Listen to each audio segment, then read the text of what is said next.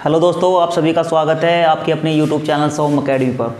दोस्तों, UP BEd entrance exam की लगातार क्लासेस चल रही हैं और उम्मीद करते हैं आपको बहुत ज़्यादा पसंद भी आ रही होंगी। दोस्तों, उसी सीरीज़ में हम आज जो लेकर आए हैं वो लेकर आए हैं सामान्य ज्ञान की एक नई क्लास, और इसमें जो हम डिस्कशन करेंगे वो टॉपिक होगा हमारा संविधान।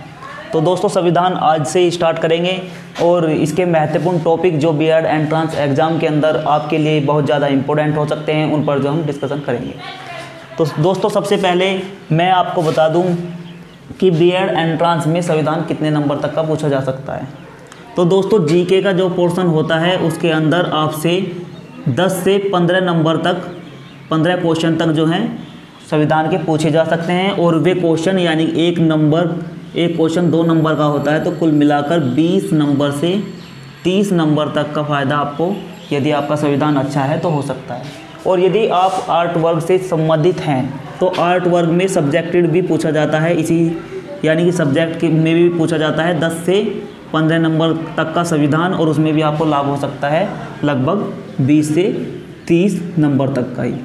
तो कुल मिलाकर आर्ट साइड को 50 नंबर तक का लाभ संविधान से हो सकता है, और बाकी सब्जेक्ट के लिए 20 से 30 नंबर तक का लाभ आपको हो सकता है। तो दोस्तों, अब करेंगे संविधान को हम स्टार्ट। सबसे पहले हम संविधान के बारे में जानेंगे कि संविधान किस तरीके से बना है और क्या किस चीज़ का नाम संविधान है।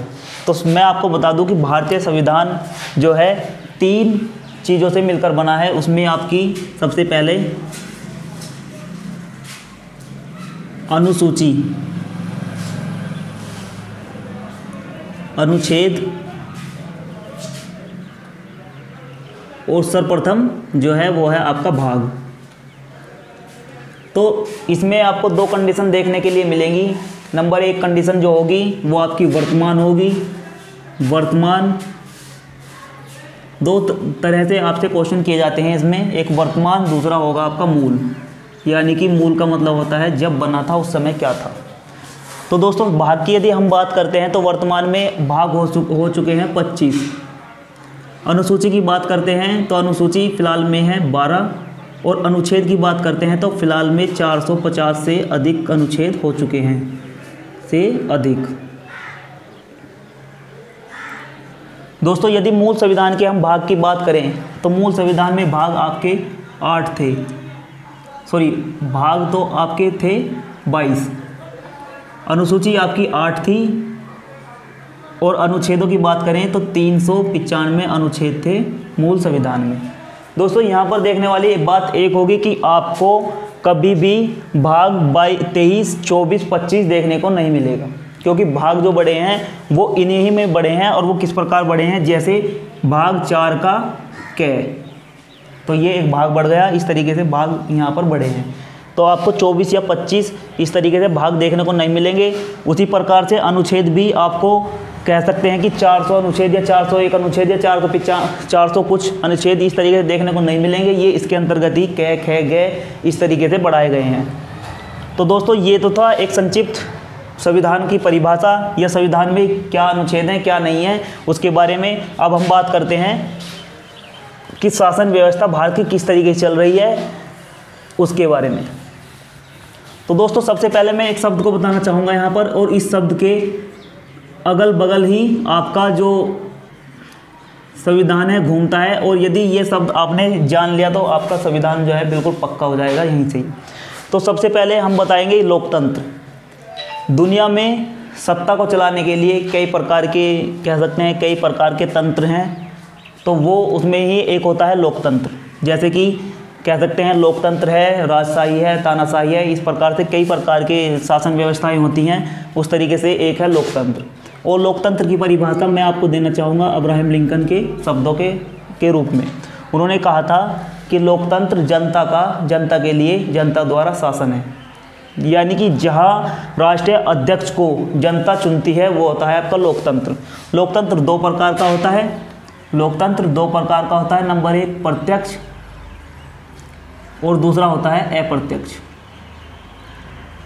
यदि हम प्रत्यक्ष की बात करें तो यहाँ के राष्ट्रीय अध्यक्ष को जनता डायरेक्ट चुनती है, यानी कि जो 18 वर्ष का वयस्क व्यक्ति होता है। जो भी हर देश में कंडीशन अलग है, कहीं वयस्क 18 वर्ष का माना जाता है, कहीं 21 का माना जाता है। तो वयस्क व्यक्ति या वोटर सीधा यानी कि कह सकते हैं कि राष्ट्र अध्यक्ष के लिए वोटिंग करता है। वहाँ पर होता है प्रत्यक्ष लोकतंत्र। जैसा कि यहाँ पर आप इसे देखने के लिए इसका एक उदाहरण मिल सकता है आपको स्विट्जरलैंड में। दूसरा होता है अप्रत्यक्ष। अप्रत्यक्ष का मतलब होता है जहाँ राष्ट्रीय अध्यक्ष को जनता डायरेक्ट नहीं चुनती है। जैसे कि इसका एक उदाहरण हो सकता है भारत में राष्ट्रपति या प्रधानमंत्री को जनता द्वारा नहीं चुना जाता है। तो दोस्तों ये थे 2 प्रकार लोकतंत्र के। अब यहाँ देखते हैं लोकतंत्र के स्तंभ। तो लोकतंत्र को आप जो लोकतंत्र है वो किस प्रकार से चलता है, यहाँ पर स्तंभ देखेंगे हम लोकतंत्र के। तो प्रथम स्तंभ जो होता है वो आपकी होती है व्यवस्थापिका। दूसरा होती है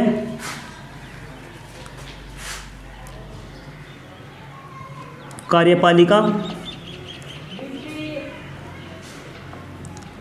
और तीसरा होती है आपकी न्यायपालिका।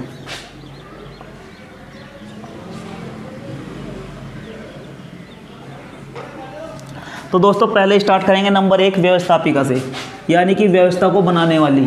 यहाँ पर व्यवस्था को बनाने वाली जो कायदे कानून देश में चल रहे हैं वो किसी न किसी के द्वारा बनाए गए हैं, और संविधान भी किसी के द्वारा बनाया गया था।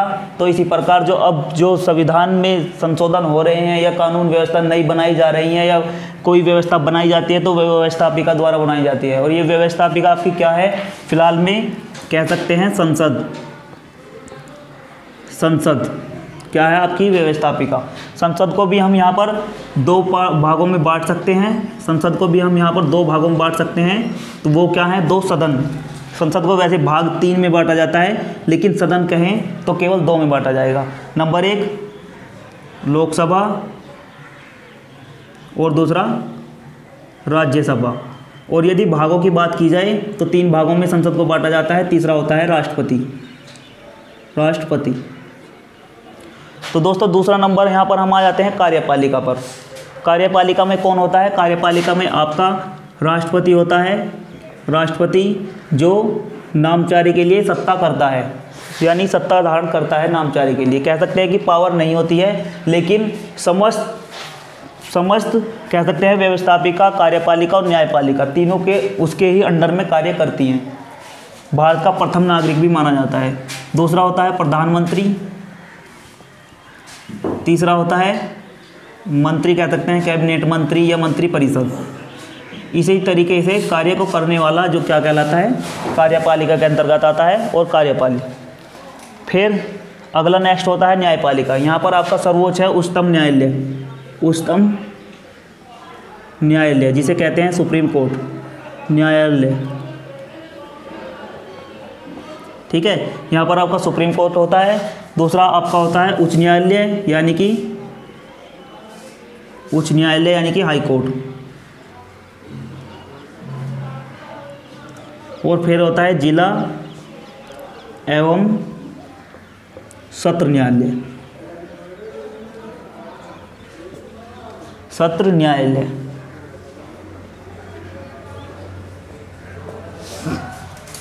तो ये होते हैं आपकी व्यवस्थापिका, कार्यपालिका और न्यायपालिका। इसलिए आपका कह सकते हैं एक प्रकार से कोर्स है जो आपको संविधान के अंदर पढ़ना है, और यहीं से हमेशा आपसे क्वेश्चन किए जाते हैं। तो दोस्तों यहाँ पर मैं आपको एक सलाह और देना चाहूँगा कि इसके साथ आप अनुच्छेदों को भी याद करते हुए चलें कि किसका क्या अनुच्छेद है। जैसे मैं एक उदाहरण दूँ कि संसद किस अनुच्छेद के अंतर्गत आती है, तो संसद 79 अनुच्छेद मैंने आपको बताए थे कि क्या है, और इसके अनुच्छेद 79 के अंतर्गत आती है। लोकसभा की बात करें तो लोकसभा 81 और राज्यसभा 80। राष्ट्रपति की बात करते हैं, राष्ट्रपति आपका 52 अनुच्छेद 52 के अंतर्गत आता है। यहाँ पर भी कह सकते हैं अनुच्छेद 52। ठीक है, इसी प्रकार से आपकी जो कार्यपालिका की समझ शक्ति है वो सभी राष्ट्रपति में निहित हैं, आप देख सकते हैं। और न्यायपालिका जो की समझ शक्ति जो है वो आपकी उच्चतम न्यायालय में सीमित है, और देख सकते हैं कार्यपालिका की सर्वोच्च शक्ति जो है वो संसद है। तो दोस्तों इसी के एक एक पार्ट के बारे में हम लगातार विश्लेषण करते चलेंगे। दोस्तों अब हम बात करेंगे यहाँ पर कि लोकसभा में कौन बैठता है, राज्यसभा में कौन होता है, कितने व्यक्ति होते हैं, इन्हें क्या कहा जाता है, और कार्यपालिका का प्रधान कौन होता है, और न्यायपालिका किस प्रकार से कार्य करती है, इस बारे में हम डिस्कशन करेंगे। तो दोस्तों सबसे पहले मैं लोकसभा की बात करूं तो यहाँ पर आपके 545 व्यक्ति बैठते हैं। 545 वर्तमान स्थिति की मैं बात कर रहा हूँ, 545, जिन्हें आम भाषा में एमपी कहा जाता है, यानी कि मेंबर ऑफ पार्लियामेंट या फिर सांसद जो कहा जाता है, वो कहाँ बैठते हैं, लोकसभा में। और ये जनता द्वारा प्रत्यक्ष चुने जाते हैं, यानी कि जनता द्वारा जो है इन्हें वोट दी जाती है। इन 545 व्यक्तियों में से कह सकते हैं कुछ व्यक्ति, यानी कि वो मुद्दा वैसे अलग पढ़ा दूंगा मैं आपको, ये सभी व्यक्ति जो हैं, अभी इतना ही समझिए कि लोकसभा में कहाँ से आते हैं, जनता द्वारा चुनकर आते हैं। इसमें से कह सकते हैं 2 व्यक्ति ऐसे होते हैं जो एंग्लो इंडियन होते हैं, जनता द्वारा नहीं चुने जाते हैं। बाकी जो है 543 व्यक्ति जो हैं, 543 व्यक्ति जो हैं जनता द्वारा डायरेक्ट चुने जाते हैं।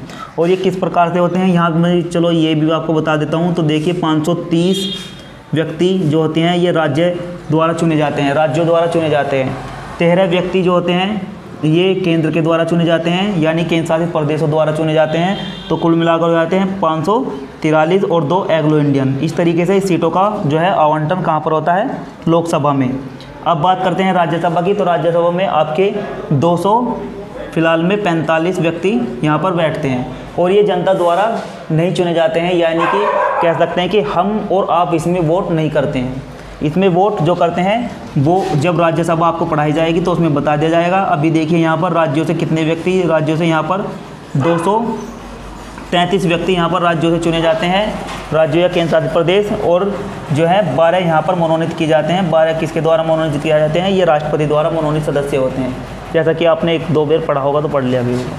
यहाँ पर देखते हैं राष्ट्रपति। तो राष्ट्रपति भारत का एक होता है और एक व्यक्ति राष्ट्रपति बनाया जाता है। किसके द्वारा चुना जाता है, वो राज्यसभा, राज्यपाल। जो हम आपको राष्ट्रपति पढ़ाएंगे उसमें आपको बता देंगे कि निर्वाचन की प्रक्रिया किस प्रकार से है, कौन इसमें वोट डालता है। तो राष्ट्रपति के लिए भी हम प्रत्यक्ष रूप से वोट नहीं डालते हैं। नेक्स्ट देखते हैं कार्यपालिका। कार्यपालिका में राष्ट्रपति हम आपको पढ़ाएंगे, उस समय पढ़ा देंगे, जो आगे जैसे जिस तरीके से चलता रहेगा उस तरीके से पढ़ा देंगे। लेकिन अभी हम क्या कर रहे हैं, संक्षिप्त में एक जानकारी दे रहे हैं जिससे आपकी समझ में आ जाए कि संविधान किस तरीके से हमें पढ़ना है, क्या उसका कोर्स है। और अब देखते हैं न्यायपालिका। तो न्यायपालिका में उच्चतम न्यायालय भारत में सिर्फ एक होता है। उच्चतम न्यायालय या कह सकते हैं सुप्रीम कोर्ट भारत में एक होता है। और ये कहाँ पर है, ये आपका दिल्ली में स्थित है। इस तरीके से भी क्वेश्चन आपसे पूछा जाता है, दिल्ली में उच्चतम न्यायालय। और यहाँ पर जो है आपसे इसके जजों के बारे में पूछा जाता है, कितनी जजों की संख्या कितनी है। तो यहाँ पर देखिए इसमें जो है आपके 30 व्यक्ति जज होते हैं, 30 जज होते हैं और एक होता है मुख्य न्यायाधीश, जिसे मुख्य न्यायाधीश कहा जाता है। कुल मिलाकर 31 व्यक्ति यहाँ पर काम करते हैं उच्चतम न्यायालय में और इन्हें कहा जाता है न्यायाधीश। यहाँ पर ये जो चुनकर आते हैं ये आपकी जो है कह सकते हैं अधिकारी होते हैं। और कह सकते हैं कि ये PCSJ नाम की परीक्षा होती है, PCSJ पर इस तरीके से परीक्षा होती है। तो वहाँ से चुनकर आते हैं, लगातार डायरेक्ट नहीं बनाया जाता PCSJ से भी इन्हें, जो है इनकी भी एक प्रक्रिया है, वो भी आपको जो है आगे पढ़ा दी जाएगी। नेक्स्ट बात करते हैं तो उच्च न्यायालय की। उच्च न्यायालयों की संख्या भारत में जो है वो आपकी जो है 24 है। 24 उच्च न्यायालय हैं देश में और अलग अलग न्यायालय के अलग अलग प्रदेशों में अलग अलग न्यायालयों में जो है अलग अलग संख्या इनकी होती है। नेक्स्ट देखते हैं तो जिले की। तो जिले जो एवं सत्र न्यायालय हर जिले में एक होता है। तो दोस्तों इस तरीके से यहाँ पर जो है आपको संक्षिप्त समझ में आ गया होगा।